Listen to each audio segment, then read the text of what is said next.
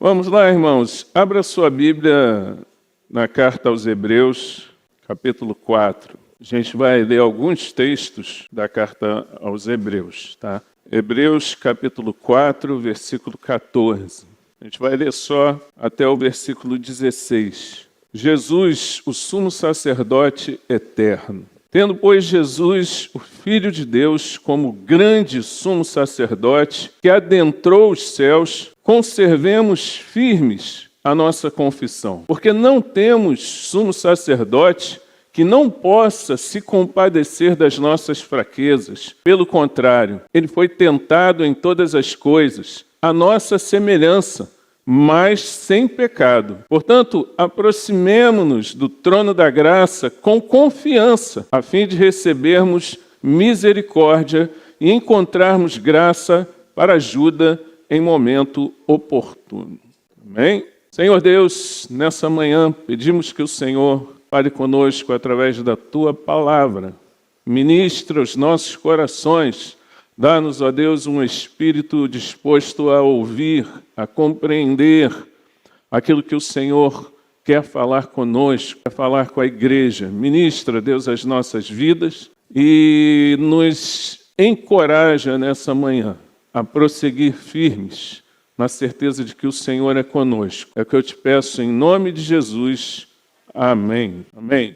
Existe uma tradição que atribui a carta aos Hebreus ao apóstolo Paulo, mas a verdade é que não há referência na carta a isso, não há evidências suficientes para afirmar isso. Afinal de contas, em muitas das suas cartas, se não todas, Paulo se identifica como aquele que está escrevendo, e em Hebreus isso não acontece. Também a forma como Hebreus é escrita é bem diferente das cartas que Paulo escreveu, então não há muito fundamento para nós termos essa convicção de que foi Paulo que escreveu. Mas o que nós sabemos é que quem escreveu, o autor da carta, é alguém que estava inserido na cultura judaica, era alguém que conhecia muito bem as questões ritualísticas, o templo, o que acontecia, e alguém que estava falando com pessoas que também conheciam a prática religiosa dos judeus. Essa carta aos Hebreus, ela é uma verdadeira pregação a esses judeus, a esses irmãos que agora estavam em Cristo, já não estavam mais no judaísmo, e que uma vez tendo conhecido a salvação em Jesus e uma vez tendo entregue o seu coração a Jesus, eles começaram a enfrentar perseguições. E alguns deles, por estarem passando por essas dificuldades, estavam pensando até em voltar atrás, em voltar para o judaísmo. Então, o escritor aos Hebreus, ele dá um incentivo, dá uma chacoalhada na galera, né? Pessoal, não voltem atrás, não abandonem a fé de vocês, não deixem que esse desânimo se transforme em apostasia, que é você abandonar completamente a fé. Se nós olharmos para a história, nós vamos ver que os judeus que naquela época aceitavam a Cristo e largavam o judaísmo, eles eram excluídos pelas suas famílias. Eles eram renegados. Eles não podiam mais estar entre os seus irmãos, entre os seus familiares. Eles eram rejeitados na sociedade também. E até hoje existem culturas em que isso acontece. Em países que são hostis ao Evangelho. Então, para eles era uma decisão muito certa e muito radical de você seguir a Jesus. Não era como hoje em dia muitas vezes acontece, um oba-oba, e hoje eu sou de Jesus, aí amanhã não é de Jesus, aí no outro dia, não. Era algo sério, era algo que se fazia com muita convicção do passo que se estava dando, porque se tinha muito a perder. Imagina se fosse você. Imagina se o seu pai deixasse de falar com você porque você se tornou cristão. Imagina se agora para as reuniões de família, você não fosse mais convidado porque você aceitou a Cristo. Imagina você ser pressionado a largar a sua fé pela sua esposa, pelo seu esposo, falando para você todo dia que você tem que largar a igreja de qualquer jeito, tem que largar a igreja de qualquer jeito. Imagina se fosse com você. Talvez algumas pessoas aqui até tenham enfrentado algum tipo de resistência dentro da sua casa, dentro da sua família, né? É algo mais velado, mas que acontece também nos nossos dias. O autor da carta, então, ele está advertindo os seus leitores que eles jamais deveriam abandonar o evangelho da salvação, eles deveriam perseverar firmes, porque eles não estavam sozinhos. Eles tinham um sumo sacerdote que se compadeceria deles e os ajudaria a prosseguir, Jesus Cristo, nosso Senhor. Então o autor ele traz palavras de encorajamento aos irmãos, para não desanimarem nas lutas, para não desanimarem nas perseguições, para não desanimarem diante dos obstáculos que surgiriam, porque eles não estavam sozinhos. Mesmo que eles estivessem se sentindo sozinhos ao abraçar a fé, havia um sumo sacerdote entrando no Santo dos Santos para interceder por eles. Ele exorta esses cristãos hebreus, talvez desanimados, talvez perseguidos, a não voltar atrás, a não retroceder, a não voltar a uma religiosidade vazia, simbólica, mas conhecer aquele que é maior do que tudo, maior do que os homens, maior do que os anjos, maior do que os reis, maior do que o templo, maior do que os sacerdotes, maior do que Moisés, maior do que os anjos, Jesus Cristo, o sumo sacerdote eterno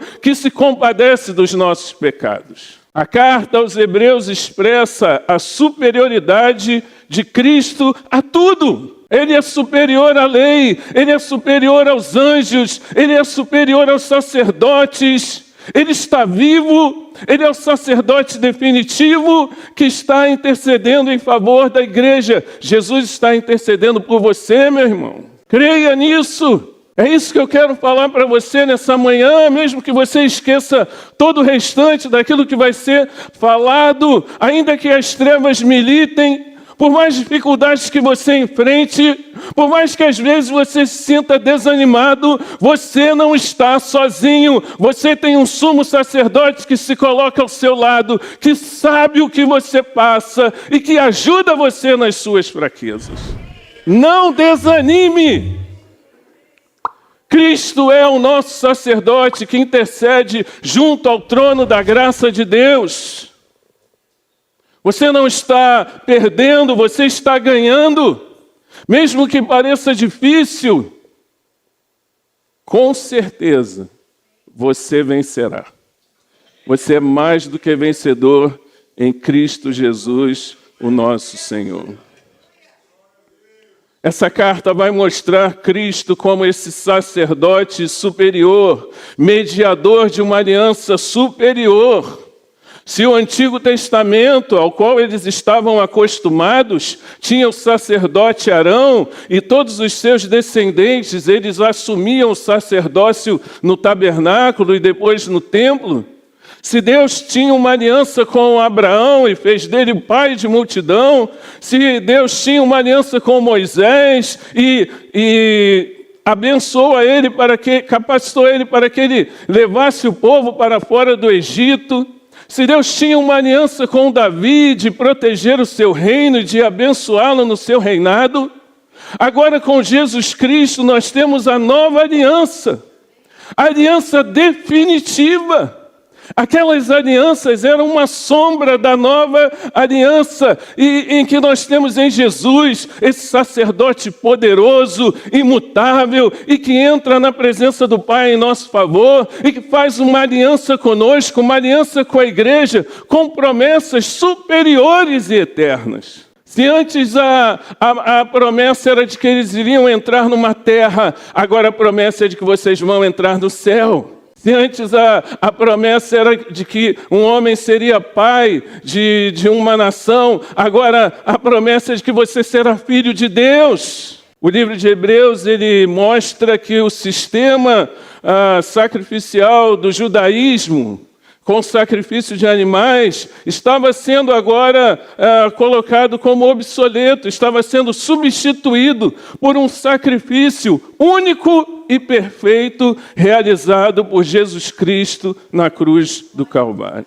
Todos esses elementos do passado, da antiga aliança, a lei, os profetas, os sacerdotes, o sacrifício, a arca da aliança, tudo isso apontava para uma pessoa, para a pessoa de Jesus. É por isso que hoje eu não preciso colocar aqui a arca da aliança, porque Jesus é a arca. Eu não preciso colocar aqui a mesa, o candelabro, não precisamos do candelabro, porque nós temos a cruz do nosso Senhor. A carta aos Hebreus consola aqueles que sofrem, desafia aqueles que estão estagnados, fortalece aqueles que estão pensando em desistir. Somente o sumo sacerdote, na antiga aliança, podia entrar no Santo dos Santos, e isso acontecia uma vez por ano, no dia da expiação. Ele entrava no Santo dos Santos, ele oferecia holocausto pelos seus pecados e pelos pecados do povo. Mas a palavra de Deus diz aqui em Hebreus que Jesus agora é o grande sumo sacerdote que se compadece de nós e intercede pelo nosso perdão. E aí ele fala para nós conservarmos firmes a nossa confissão. Versículo 14. Conserve firme a sua confissão. Porque o nosso sumo sacerdote ele foi tentado à nossa semelhança, mas ele não pecou. E ele se compadece das nossas fraquezas. Maria não pode se compadecer das nossas fraquezas, os santos não podem se compadecer das nossas fraquezas, alguém que já morreu não pode fazer isso, só Jesus pode. Jesus está vivo e ele intercede por nós junto ao trono da graça de Deus. Conserve firme a sua confissão. Se você um dia confessou os seus pecados, se você um dia se curvou diante da presença do Senhor, entregou a Ele a sua vida e o seu coração, não é hora de você voltar atrás, é hora de você conservar firme a sua confissão, é hora de você se manter firme na presença de Deus, porque um dia Ele voltará para buscar a sua igreja e você vai receber o galardão, meu irmão. Tem pessoas que se afastam do Evangelho pelos motivos mais banais. Estavam na igreja, mas se desviaram, apostataram da fé, cederam às tentações, foram engolidos pela opinião do mundo e agora têm um coração desobediente, se perderam. Mas essa não é a vontade de Deus para a sua vida. A vontade de Deus é que você permaneça firme, e você pode permanecer firme, porque você tem um sumo sacerdote que se compadece das suas fraquezas. Ele sabe exatamente aquilo que você passa. Ele sabe exatamente as dificuldades que você vive. Diante dos seus problemas, diante das suas adversidades, diante de tudo aquilo que tenta tirar você da presença de Deus, Ele sabe. Jesus experimentou tudo isso sem pecar. Ele experimentou a fome, Ele sabe o que é ter sede, Ele sabe o que é ser humilhado, Ele sabe o que é ser desprezado, Ele sabe o que é ser traído, Ele sabe o que é sentir dor, Ele sabe o que é ser odiado, cuspido, maltratado. Ele sabe o que é a morte, Ele sabe o que é o desânimo, Ele sabe o que é ser humano, irmão. Por isso você pode colocar diante dele as suas lutas e as suas dificuldades, porque você tem um sumo sacerdote que se importa com você, que se compadece de você. Ele se aproxima do trono da graça de Deus e fala com o Pai a respeito de você. Ele conhece você, Ele ama você, Ele traz graça sobre a sua vida, Ele expia os seus pecados. Você hoje pode receber graça e misericórdia sobre a sua vida em nome de Jesus. Em nome de Jesus. Você pode se aproximar do trono da graça de Deus todos os dias. Nos dias mais difíceis, quando você precisar, procure o sumo sacerdote. Ele vai entrar no Santo dos Santos por você. Se aproxime, encontre Deus. Vá para perto de Deus na hora da aflição. Se aproxime do trono.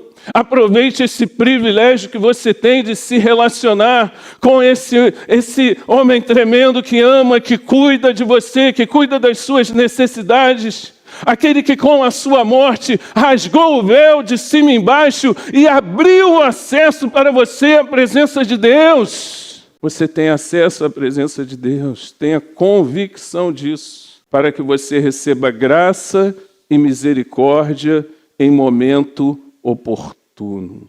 Quando você mais precisa, você pode contar com Ele. Amém?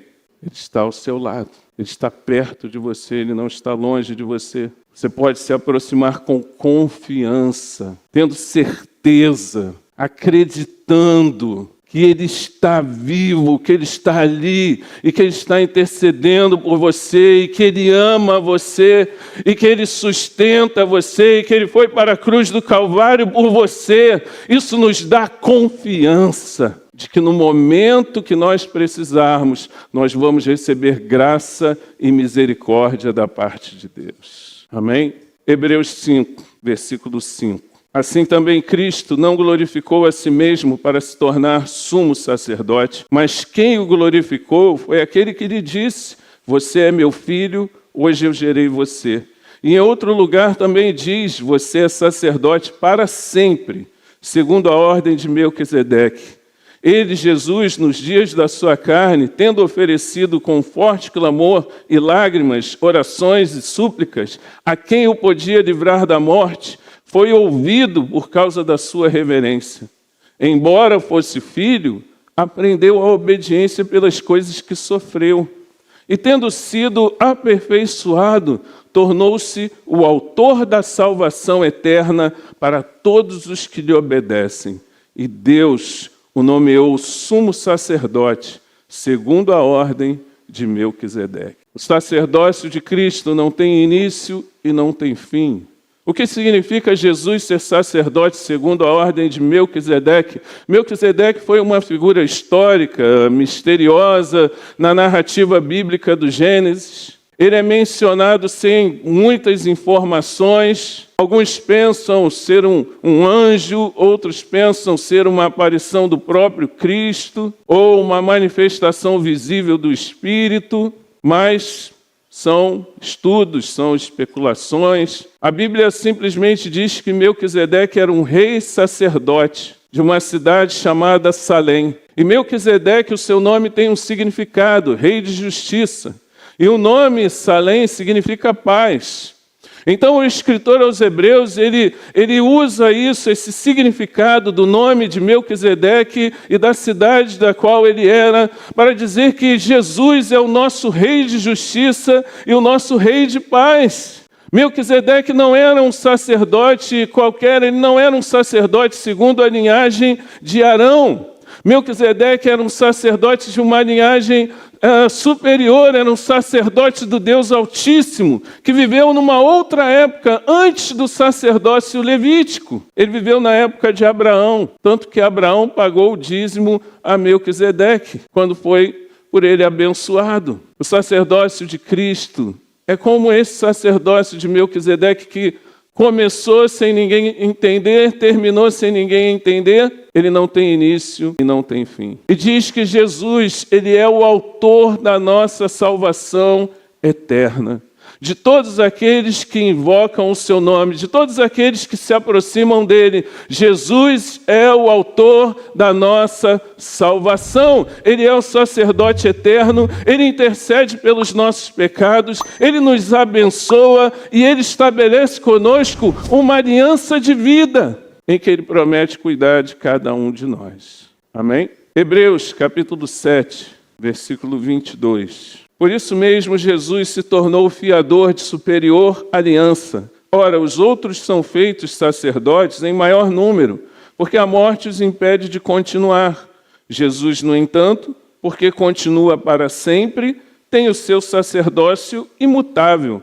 Por isso também pode salvar totalmente os que por ele se aproximam de Deus, vivendo sempre para interceder por eles. Porque nos convinha um sumo sacerdote como este, santo, inculpável, sem mácula, separado dos pecadores e exaltado acima dos céus, que não tem necessidade, como os outros sumos sacerdotes, de oferecer sacrifícios todos os dias, primeiro por seus próprios pecados, depois pelos do povo. Porque fez isto uma vez por todas, quando a si mesmo ofereceu. Porque a lei constitui homens sujeitos a fraquezas como sumos sacerdotes. Mas a palavra do juramento, que foi posterior à lei, constitui o Filho, perfeito para sempre. Aleluia. Jesus é o sacerdote perfeito e eterno. Ele é o sumo sacerdote que se torna fiador de uma superior aliança. Se nós olharmos para o significado da palavra fiador, fiador é alguém que garante a quitação de uma dívida, caso a pessoa que fez o contrato não possa pagar. O fiador garante. Jesus garante você, porque você não pode pagar pela sua dívida por causa dos seus pecados, mas Jesus pagou na cruz pelos seus pecados. Quem é que poderia fazer isso? Somente Jesus, o sumo sacerdote, morrendo na cruz do Calvário para garantir a nossa salvação, através do seu sangue derramado na cruz. E por isso, ele pode salvar totalmente aqueles que se aproximam de Deus, vivendo sempre para interceder por eles. Os antigos sacerdotes eram incapazes de tornar o povo mais parecido com Deus, de aperfeiçoar os crentes. Mas o Salvador, ele garante a nossa santificação. Ele nos dá o seu Espírito Santo. Ele é fiador de uma superior aliança. O sacerdócio de Cristo não muda. Ele pode salvar totalmente aqueles que se aproximam dele e vive para sempre para interceder por eles. Não existe outra pessoa, não existe outro nome pelo qual importa que sejamos salvos. Maomé não pode salvar totalmente. Maria não pode salvar totalmente. Reencarnações não podem salvar totalmente, mas Jesus salva o homem totalmente. Ele não brinca de salvar, ele não tenta salvar. Quando Jesus escolhe um homem, ele escolhe ele para ser salvo. Ele não salva pela metade, ele não salva de alguns pecados, ele não salva por alguns dias, ele não salva apenas uma etnia, ele não salva aqueles que são perfeitos aos olhos dos homens, ele não salva os da Batista ou os da Nova Vida. Jesus salva totalmente aqueles a quem ele quer salvar. E somente através de Jesus eu posso me aproximar de Deus. Nele eu posso confiar, ele intercede por mim. Amém, irmãos? Hebreus capítulo 8, versículo 6.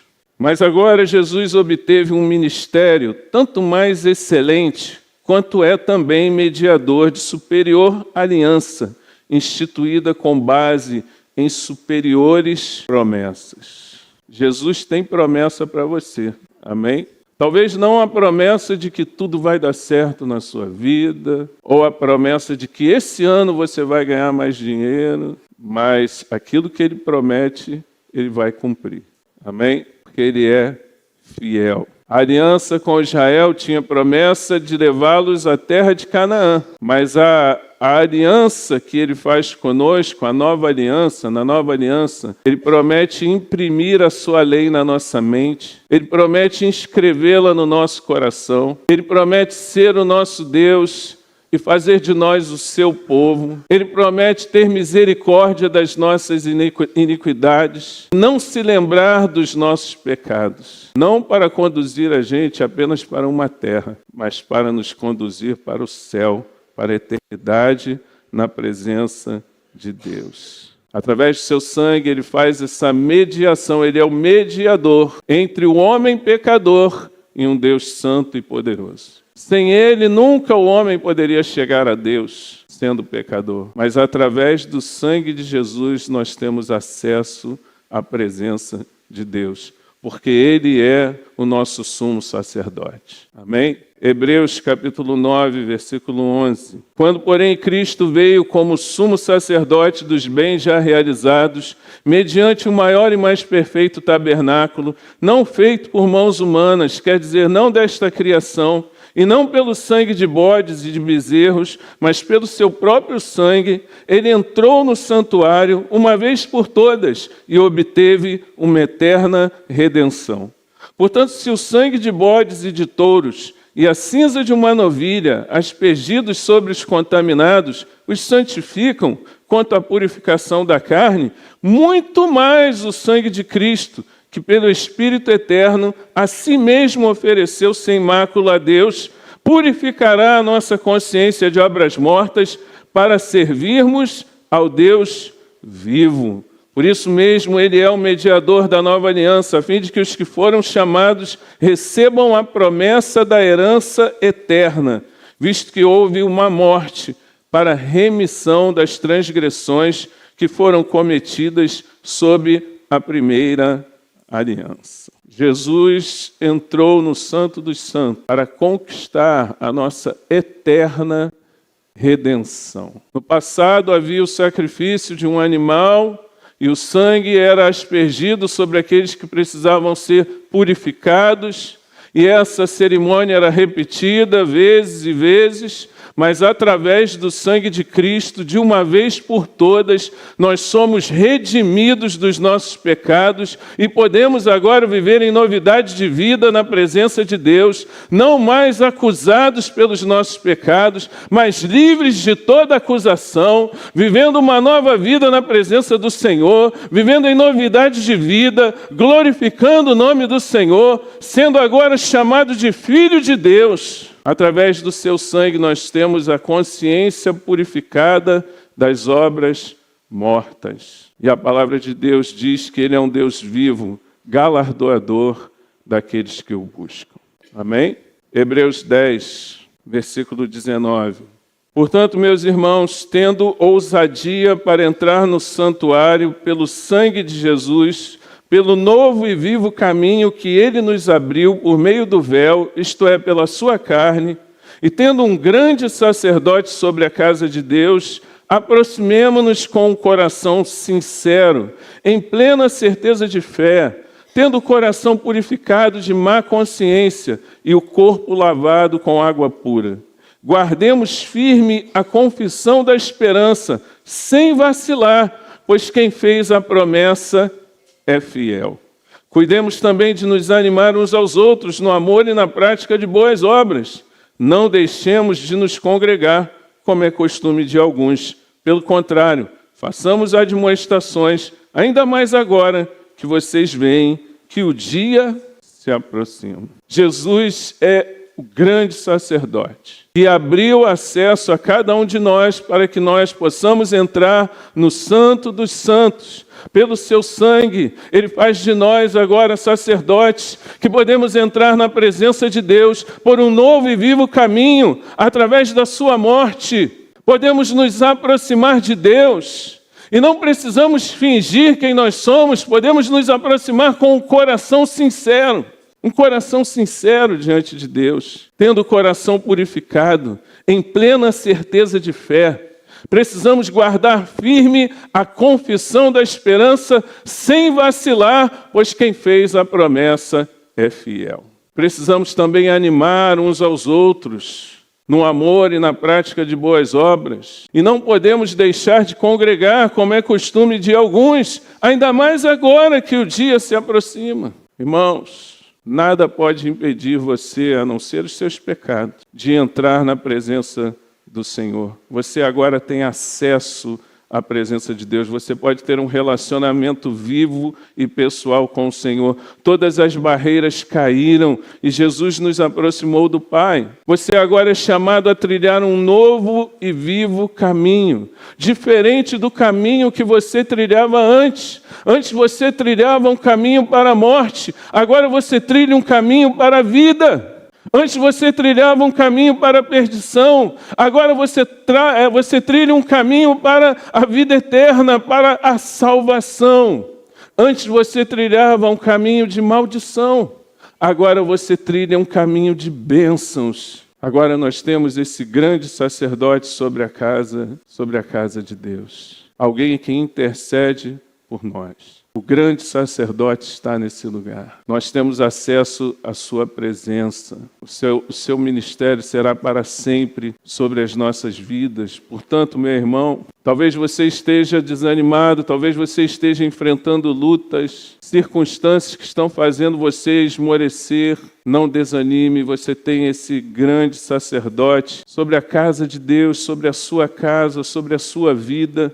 Os seus ouvidos não estão fechados, as suas mãos não estão encolhidas. Se aproxime dele com um coração sincero. Fale com ele o que você está vivendo, fale com ele o que você está passando. Fale para ele o que você está sentindo, se está doendo, não esconda. Deus ama um coração sincero, uma fé convicta, uma fé que crê até o fim, que não retrocede, uma consciência pura, uma mente cheia da presença de Deus. Amém, irmãos? Se aproxime dele com esperança.